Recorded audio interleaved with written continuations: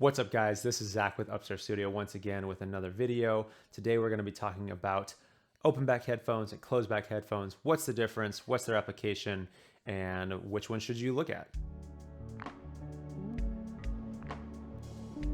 All right, so before we get into it, if you are new to the channel, please check out this. This is going to be my beginner's guide to recording and setting up your home studio. I also have some free guides that I'm going to include in the description below. If you like what you see, please consider subscribing. I love it. Helps me out a lot, and trying to build a community here. So would love the support from you guys. Okay, so the first pair that we're going to talk about today is the Audio-Technica ATH M50s. These are a closed back design headphone. As you can see, it's pretty obvious in the name, closed back, closed cup, kind of think of it that way. These are awesome headphones. I've had them for I think 6 years or so. I bought them back in college and they still work. They sound great, awesome headphones. So the biggest difference between the closed back headphones and open back headphones is the listening environment. With the closed back headphones, it's obviously, this is it. This is your listening environment. Unfortunately, I don't have a pair of open back headphones, but I will, flash a picture of them up or something like that. And the biggest difference with those is that it's almost like you have two speaker grills. You have one that you actually listen to, and then you have the back side of the can, and it looks like a speaker grill. So there's nothing in between the diaphragm and the space that you're listening to it in. An application for that, a lot of audiophiles like those, or if you're doing some reference listening in your studio and you're in a pretty isolated environment, that's good. They are going to bleed a lot, so it's not great for, they're not ideal, I should say, for tracking or recording in the studio, because you're going to get a lot of bleed. There's nothing to stop the sound going outward. Whereas with closed back headphones like these Pioneers, they have exactly that. They have a closed back to them. So these are what I personally use for tracking right now. There's various shapes and sizes. These are on-ear headphones. They're closed back design as well. I use them for DJing. In that instance, it's very important to have good isolation as well, because you want to be able to hear and you want to be able to line up your next tracks. Kind of a similar idea with this is you want to be able to hear the metronome. You want to be able to make sure that you're not getting any bleed into the microphone when you're recording. So there's a few different reasons why you might choose one style of headphone over the other.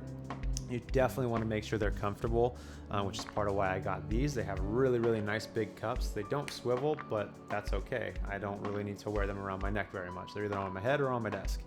But they have really, really nice big listening environment, super comfy pads, great headphones. But this is a beginner's guide. So even if you're looking at the Audio-Technica, I think their intro level is the ATH M30s or 20s, one of the two. I'll look it up.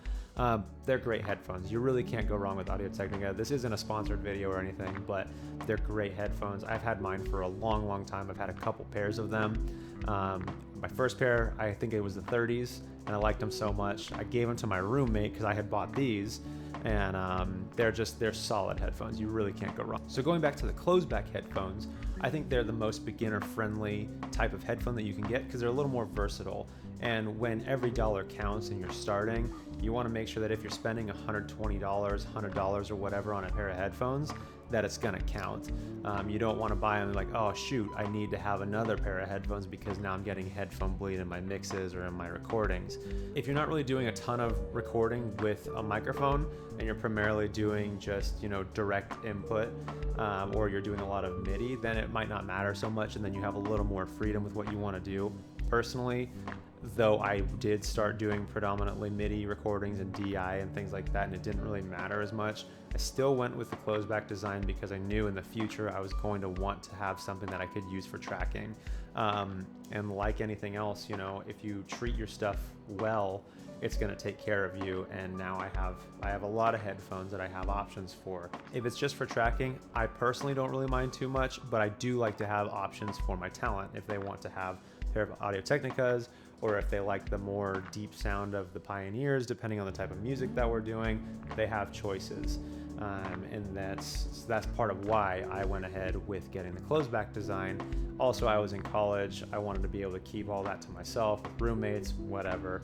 It was nice to be able to just at any time of the day or time of night be able to work on music and not bother people. Thanks again, guys. I really appreciate it. Again, if you're new here, go ahead, check out this video. This is my beginner video. I'm also going to include my guides down at the bottom. That's totally free. It's from me to you. I want you to have that. When I was starting out, I didn't feel like there was as much concise information. So my goal is to try to build a good community, people who care about music, and people who care about the industry. So that's the goal. That's what I hope for. And let's learn, grow, and inspire each other. Thanks, guys. See you in the next one.